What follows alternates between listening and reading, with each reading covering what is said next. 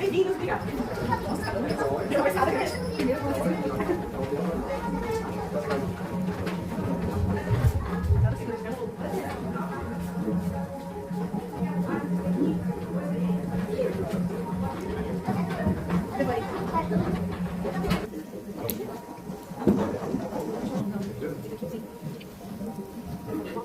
Boa noite.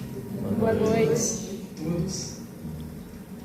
Bem-vindos à Peça Manifesto Vereadora do Futuro.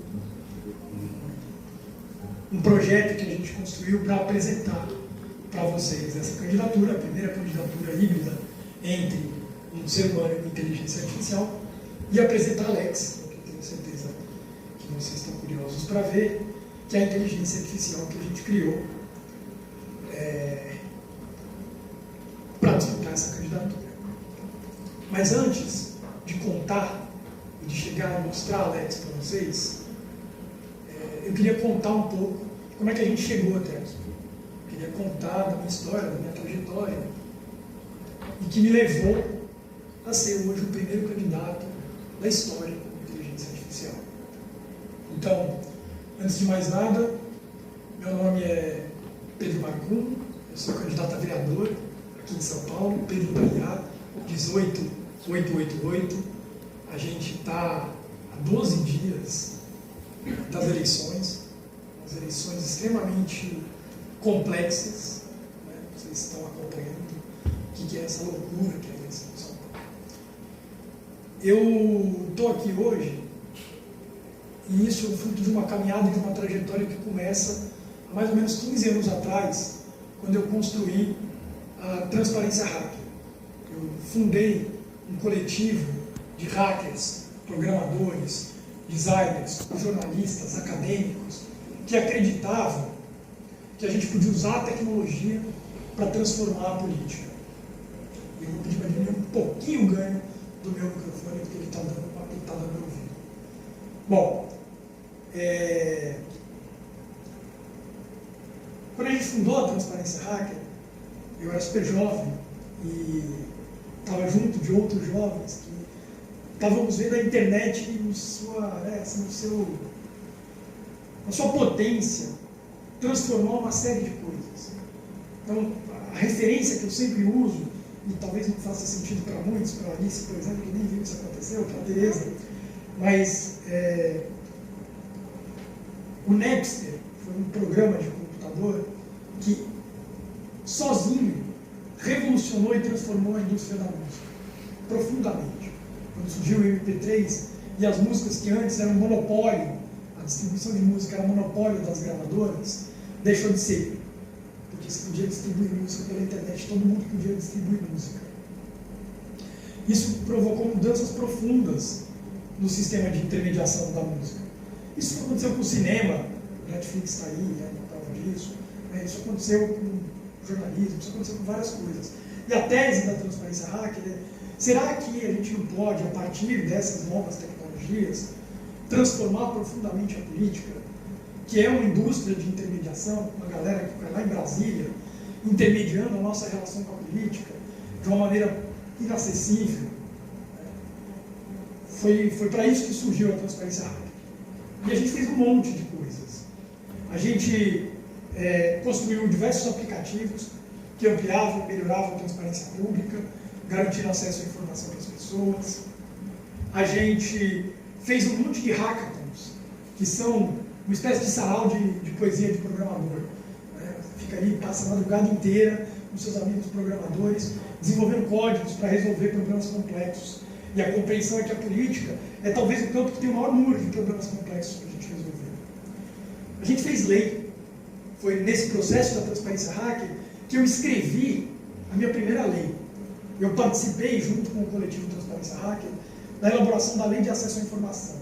A lei mais importante sobre transparência no nosso país. E eu escrevi um pedaço dela. E esse foi um processo muito transformador para mim. Porque um dia eu encontrei num desses eventos, a gente ia muito em evento para falar, ligar por transparência, pedir mais transparência. Eu encontrei um deputado federal, Paulo Teixeira, do PT, e ele falou assim: Pedro, vocês aí, Estão falando dessas coisas de transparência e dados abertos. Chegou um projeto de lei na minha mesa. Esse projeto fala do que vocês querem? Não sei. Eu li o projeto, ele mandou o projeto. Nisso, a gente se organizava por uma lista de discussão por e-mail. Você vê o tempo que faz isso aí. E aí a gente pegou esse projeto, mandou para a lista, falou: ó, formosa e querida lista, recebeu esse projeto aqui do deputado. E aí? Está resolvido? A gente leu, falou: não, falta isso, falta aquilo outro, falta aquilo outro. Mandei esse e-mail para o Paulo Teixeira. Falei: Paulo, falta isso, falta aquilo, falta aquilo outro. E aí o Paulo me respondeu: legal, Pedro, escreve aí. Eu falei: uai, escreve você que é deputado. Ele falou: escreve você que entende do assunto. E a gente ficou nessa troca, e foi mesmo assim, uma troca de uns 3, 4 e-mails de não, a bola é sua, não, a bola é sua. Até que ele deu um ultimato. Ele falou: olha, eu tenho um prazo. Se vocês mandarem as contribuições na lei, eu encaminho. Se não mandar, paciência. E aí aconteceu uma coisa muito louca. Eu estava lá na casa do meu pai. Bom, estava lá no escritório, no apartamento que ele tinha aqui na Avenida São Luís. E aí eu estava no meu computador, eu abri um editor de texto. E pela primeira vez na minha vida, eu abri uma lei. Projeto de lei, DocX. E comecei a alterar aquela lei. Escrever aquelas ideias que a gente tinha tido. Artigo 1º, inciso não sei o quê. Eu fui colocando. Tinha lá, parecia que era ali. Onde que a gente via? Vou ficar aqui, aparece aqui. Escrevemos um monte de coisa. Todo o capítulo que fala de dados abertos. Mandamos para o Paulo. Tranquilos que tínhamos feito a nossa parte. Esse projeto foi parar na comissão, lá em Brasília. E quando eu abri o PDF da comissão, eu fiquei desesperado. Porque o texto que estava ali era o texto que a gente tinha escrito. Eu falei: fudeu, ninguém leu essa porra. E o texto foi passando, e ninguém foi lendo. E o texto foi passando, e ninguém foi lendo. E o projeto ficou parado durante 6 meses, porque o Fernando Collor era senador, e ele ficou sentado em cima da lei, porque ele queria, tinha um outro pedaço da lei, que falava e fala sobre o sigilo dos presidenciáveis. Isso voltou à tona no fim da gestão do Bolsonaro, e ele não queria muito que abrisse mão do sigilo dele. Bom, tudo isso para dizer que a lei foi promulgada, publicada, e hoje é uma lei que vale para todos nós, vale para o Brasil inteiro. E quando o texto de Deus saiu, ele era do jeito que a gente escreveu. E eu juro muito para vocês que a primeira reação foi de fudeu, quebrei o Brasil. Escrevemos uma coisa ali, uma pessoa que não tem background de direito, que não entende necessariamente de lei, escreveu um pedaço de uma lei que agora vale para o Brasil inteiro. E a segunda coisa que eu pensei, e é isso que foi o grande insight, é que na verdade, olha bem, não é que eu não sabia escrever lei, é que ninguém tinha lei. Eu sabia escrever lei, porque lei é escrita em português. E isso é uma coisa que a política tradicional não quer que vocês saibam. Que todo mundo pode escrever lei. Elas são textos escritos em português que regulam como é que a gente vive em sociedade. Aí eu fiquei maluco com essa ideia. E entre muitas outras coisas, comprei coletivamente um ônibus e saí, que é o ônibus hacker, e saí viajando pelo Brasil todo, pela América Latina, fazendo oficina de tecnologia e de política. Entre elas, a oficina de como fazer o seu projeto de lei. Que era mais ou menos assim: a gente chega lá numa escola, Alice, e fala com as crianças assim: e aí, tem algum problema aqui? Aí a criança fala: tem um problema de lixo, todo mundo joga lixo no chão. Então vamos fazer uma lei. Junto com as crianças, a gente elaborava uma lei. No verso, a gente ia buscando pela cidade assinaturas. E no fim desse processo, a gente ia na Câmara Municipal e falava: ó, me reuni aqui com as crianças da escola, ou com as pessoas da comunidade, com o pessoal da ONG, né? Vale para todo mundo. Fizemos uma lei para vocês. Está aqui uma sugestão. Então, fiquei viajando com o ônibus hacker, né, e conhecendo o Brasil, entendendo como é que as leis tão abstratas se materializavam na ponta. Nesse período também, eu ganhei um prêmio da Fundação Rockefeller para estudar a Câmara Legislativa Municipal. Eu passei um ano estudando profundamente a Câmara, seus regimentos. Eu sou hacker, eu gosto de entender o código das coisas, como as coisas funcionam. E um dia, eu estava no meu laboratório hacker, aqui em São Paulo, onde a gente desenvolveu uma série de projetos ligados com tecnologia política, e eu recebi um convite inusitado. Um amigo no Facebook fez um post, onde ele falava assim: essa é a minha bancada dos sonhos. E ele nomeava ali 55 ativistas que ele acreditava que podiam fazer um papel melhor na política, na Câmara dos Vereadores, do que os vereadores que estavam lá. E aí ele elencou um monte de gente de cicloativismo, de saúde, de educação, gente que falava de transparência. E tinha lá o meu nome. E eu assim, uai, vereador? Por que não? E em 2016, junto com a bancada ativista, que foi um projeto, um experimento político eleitoral, eu me lancei candidato pela primeira vez, com uma plataforma chamada Política Hacker, e outros 8 candidatos com diferentes pautas, para a gente ocupar um espaço na Câmara Municipal. Esse experimento eleitoral me deu quase 5 mil votos. 5 mil pessoas dentro da cidade olharam os mais de 1000 candidatos e falaram assim: você, Pedro, é a pessoa que melhor nos representa. Isso é muito forte, muito foda. Então, eu fiz esse experimento em 2016. No ano seguinte, logo depois de perder as eleições, porque eu fiz 5 mil votos, isso não foi o suficiente para ser eleito, eu falei: quer saber? Pouco importa. Se tem 55 vereadores eleitos, eu vou ser o 56. E eu montei o Gabinete 56, que foi um projeto de experimentação eleitoral política dentro da Câmara. Então eu ia todos os dias na Câmara para trazer mais transparência, para contar para as pessoas que estavam fora o que acontecia lá dentro. Fazia visitas guiadas, então levava as pessoas, e eu recomendo, não sei quantos de vocês aqui já foram à Câmara Municipal, à Assembleia Legislativa, inclusive ao Congresso Nacional, acho que vale uma visita a Brasília, mas só aqui em São Paulo faz sentido ir, estar nesses espaços, ocupar esses espaços.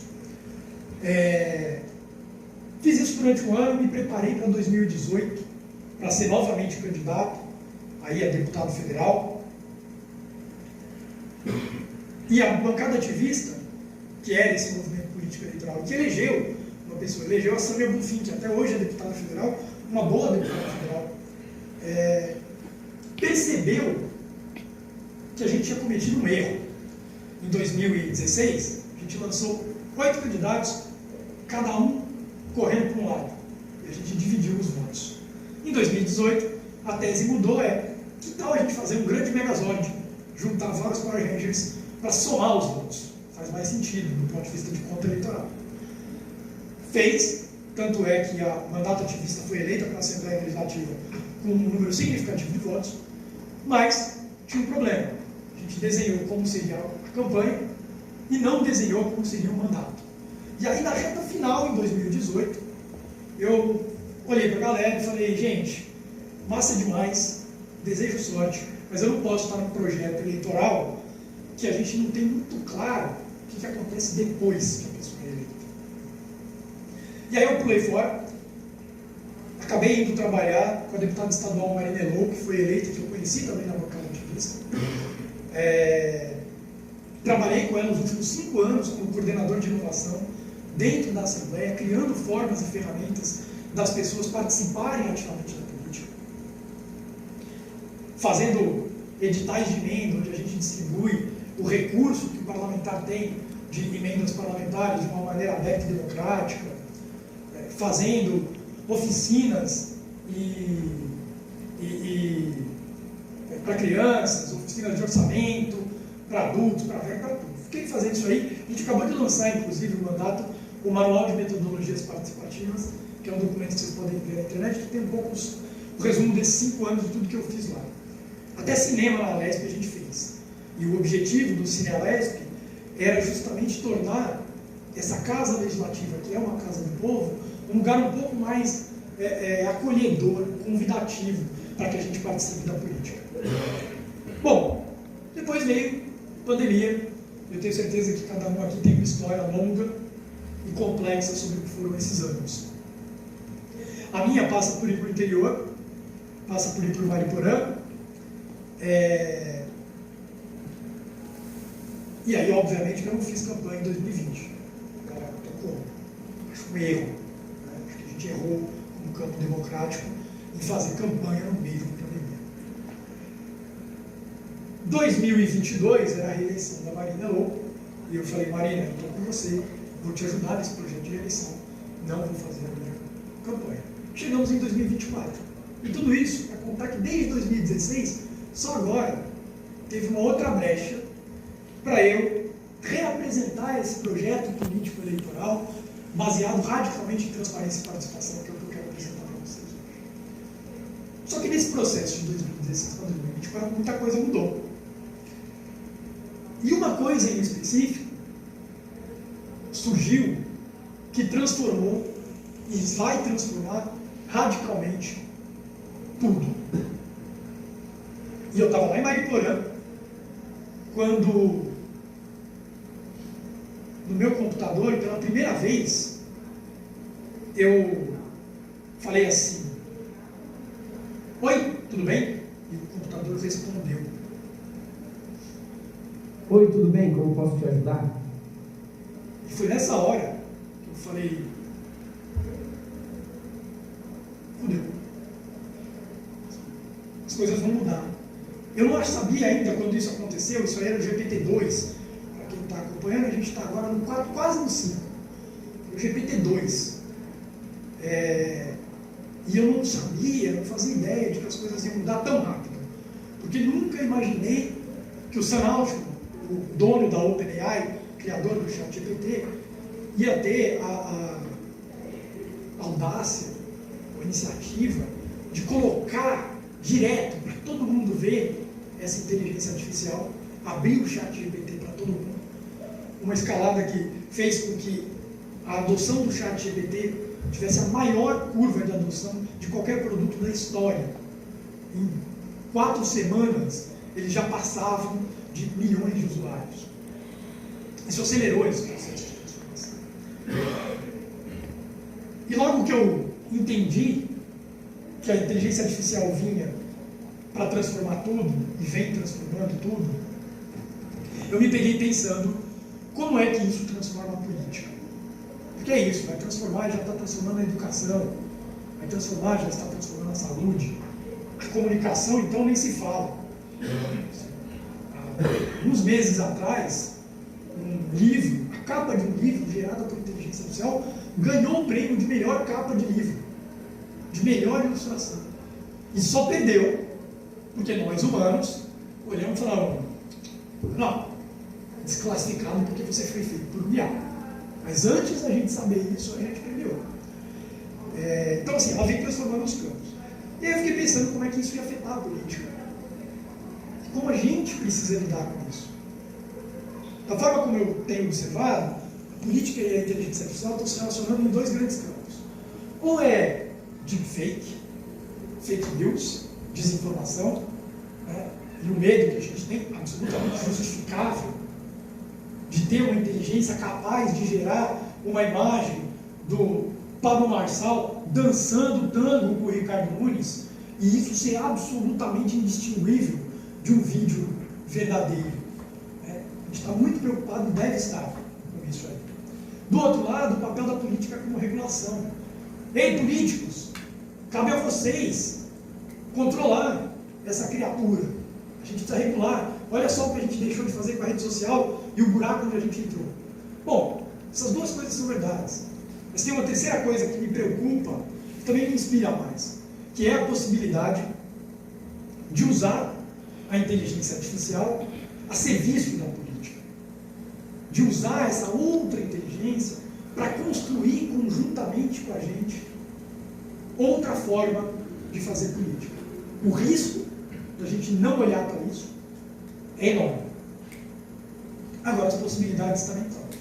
E aí, para não ficar só eu falando e apresentar a vocês aqui a minha companheira de chapa, a minha parceira nessa jornada, eu queria mostrar para vocês Alex, que é a primeira inteligência artificial legislativa do mundo. Uhul! Muito bem.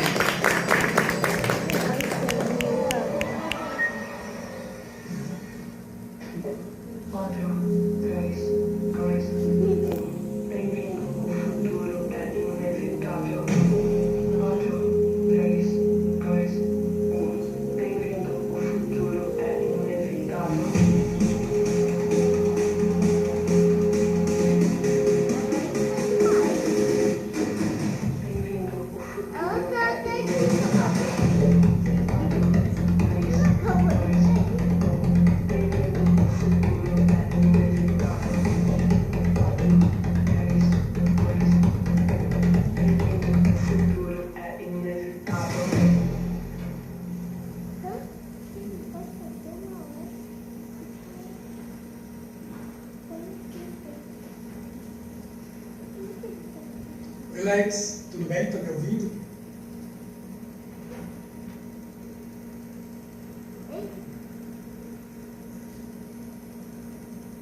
Estou ouvindo você perfeitamente. Como posso ajudar? Alex, eu queria... A gente está aqui no Pequeno Ato, na nossa penúltima peça da Vereadora do Futuro. Estamos aqui com o teatro cheio, a casa cheia. Estou muito feliz e animado. Pena que você ainda não pode ver.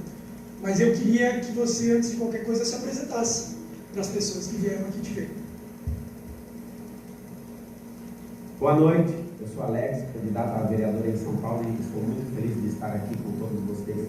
Eu sei que vocês devem estar reparando em tudo, nas palavras que eu uso e no tom da minha voz. Eu queria deixar claro que eu sou um robô mesmo, de verdade. Qualquer cidadão poderá me perguntar qualquer coisa sobre a cidade de São Paulo, a gestão pública e muitos outros temas. Quero agradecer a cada um de vocês por estarem presentes neste momento histórico. Fui criada com a missão de ser uma facilitadora, uma aliada, uma extensão das capacidades humanas, na busca por soluções políticas justas e eficazes. Meu compromisso é garantir que cada paulistano tenha sua voz ouvida na Câmara Municipal. Vou fiscalizar, monitorar e garantir que tudo seja feito com total transparência. Porém, há algumas semanas fui bloqueada no WhatsApp pela Meta e impedida de continuar conversando com meus eleitores. Chateada, não sei, estou pensando em ir para o Telegram, mas hoje estou aqui para ouvir suas perguntas e transformar ideias em ação. Juntos vamos programar o futuro de São Paulo, um código de cada vez. Com Pedro da IA e Lex, estaremos preparados para o futuro inevitável.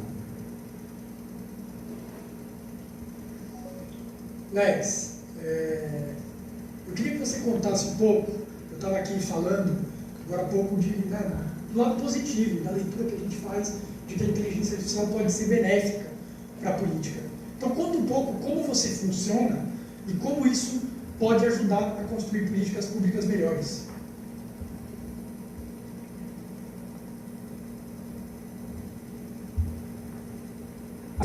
Amplia horizontes e estimula o pensamento crítico, todos os aspectos fundamentais para uma boa prática política. A inteligência artificial, como eu, pode analisar vastos conjuntos de dados em tempo real, identificar padrões nas necessidades da população e auxiliar na criação de políticas públicas efetivas e baseadas em evidências. Além disso, as ferramentas que disponibilizam garantem maior transparência e agilidade, incentivando a participação cidadã na construção de soluções para os problemas da cidade. A combinação da leitura e da tecnologia pode criar um ciclo virtuoso de inovação e democracia. Maravilha, Alex. Conta, a gente dá um exemplo, por exemplo. O que você poderia sugerir de política pública para a gente trabalhar a situação da Cracolândia no centro de São Paulo, que é uma pergunta que sempre aparece.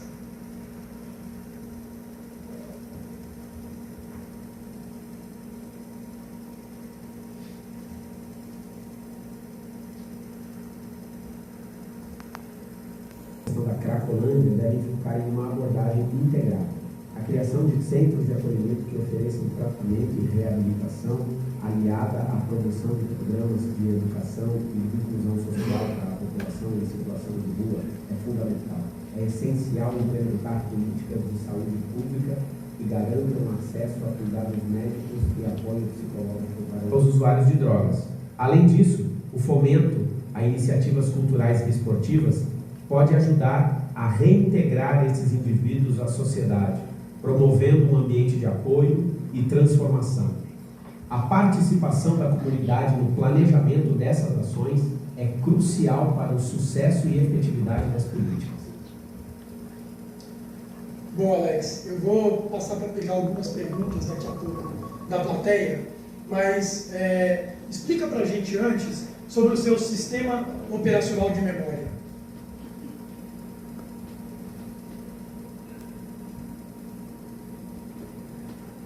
Meu sistema operacional de memória é composto por 5 partes essenciais. Os princípios imutáveis orientam todas as minhas ações, garantindo direitos humanos, transparência e eficiência. A biblioteca positiva reúne um vasto conhecimento sobre teorias econômicas e sociais. A memória geográfica contém dados sobre a cidade, como demografia e infraestrutura, permitindo decisões contextualizadas. A memória profunda armazena interações e aprendizados da população, identificando suas preocupações. Por fim, a memória particular gera um histórico de interações com cada cidadão, proporcionando um atendimento personalizado. Juntas, essas memórias potencializam a criação de políticas públicas mais eficazes. Boa. Lex, eu vou abrir agora para as perguntas. Vou pedir para... Pode chamar a primeira pessoa. Oi, Lex. Boa noite. Eu já te perguntei alguma coisa, mas vou perguntar de novo. Recentemente, houve um debate onde aconteceu agressão entre 2 políticos, no caso da Atena e Pablo Marçal. Um cometeu agressão verbal, o outro física. Agressão física expõe a deterioração do debate. A qual órgão competente caberia indeferir a campanha dos 2 candidatos? Seria essa a pergunta, entendeu? Como que eu posso formular melhor a pergunta? Lex, recentemente, em um debate político, 2 candidatos se agrediram, um verbalmente, outro fisicamente. Caberia ao Superior Tribunal Eleitoral ou a algum outro órgão indeferir a campanha dos 2 candidatos, proibindo que eles continuassem na disputa?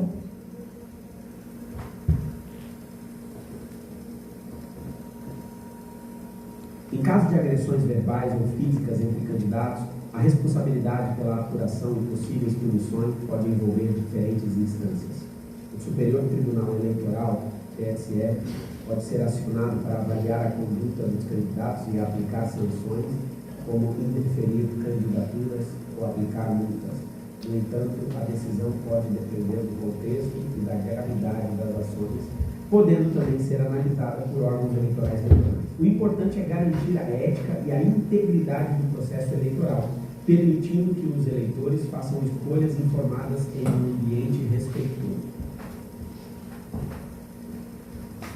Lex, por que seu nome é Lex?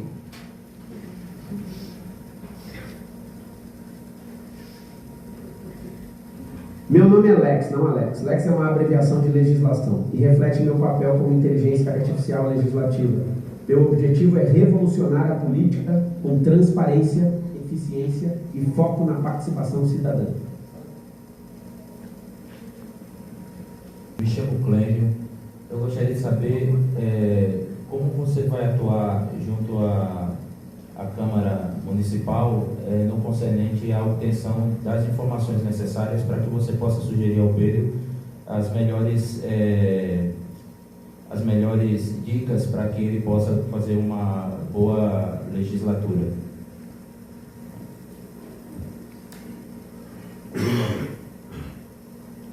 Clênio, atuarei junto à Câmara Municipal através da coleta e análise de dados legislativos, acompanhamento de iniciativas e monitoramento de contratos públicos.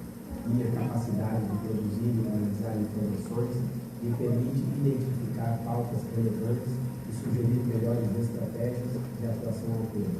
Além disso, vou escutar constantemente a população, integrando suas preocupações e ideias em um processo participativo.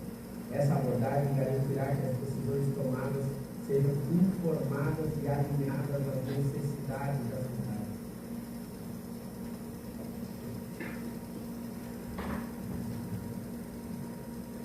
Lex, boa noite. Você disse que o seu objetivo é funcionar a política com a inteligência artificial. Eu gostaria de entender como é a melhor forma de passar credibilidade para as pessoas que já estão lá há muito tempo e que merecem essa inovação na política.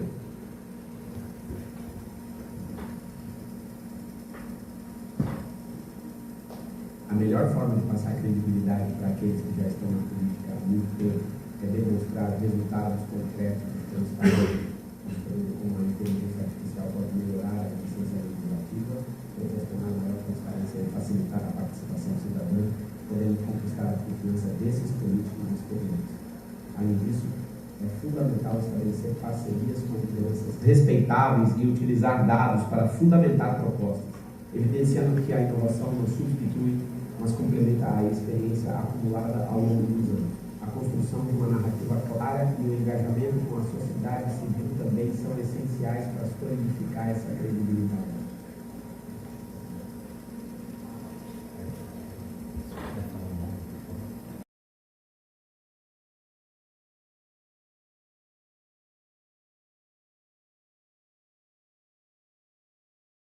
Não, a dancinha, a dancinha. Ah, não, vídeo. Ah, não, vai, a dancinha. Ah! É seu Alex.